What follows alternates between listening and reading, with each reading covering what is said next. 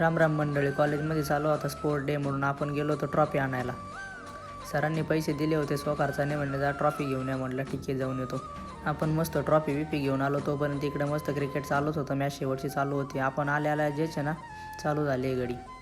आपण ट्रॉफी आणली आणि हे लगेच जिंकले MSc फर्स्ट इयर. असा भाईंचा जल्लोष चालू झाला ना, खतरनाकमध्ये चालले. आपला हर्षाबाई पण दंग झाला. इकडून पळावं का तिकडून पळावं काही कळाना. पण तो होता MSc फर्स्ट इयर समर्थक. कारण MSc सेकंडमध्ये जेवढे पोरं नाही तेवढे MSc फर्स्टमध्येच आपली बॅचचे पोरं सगळे बॅकलॉग आहे ना. आमच्या दोघांची तर बळी दुविधा जाती, नेमकं इकडून सपोर्ट करावा का तिकडून सपोर्ट करावा. पण काय करता आता, दोघी आपलेचे म्हणलं. हम सायन्स की तरफ से. मग काही बोललो नाही. सर पण तिकडे हँग झाले. लगेच सरांना फोन करायला लागले. म्हणे आलो चला सरांना घेऊन मस्त फोटो बिटो देऊ, ट्रॉफी बिफी देऊ म्हणे सगळ्यांना, नाही का. पहा नाही सगळे नाचू राहिले. काय आनंद होऊ राहिला बघा. एक ट्रॉफी जिंकले तर एक नंबर आहे. आधी तर पार धुवाच आहे. पावडर बिवडर कुठून आणलं होतं काही कळलंच नाही. त्याच्या अंगावर पावडर टाकू राहिले.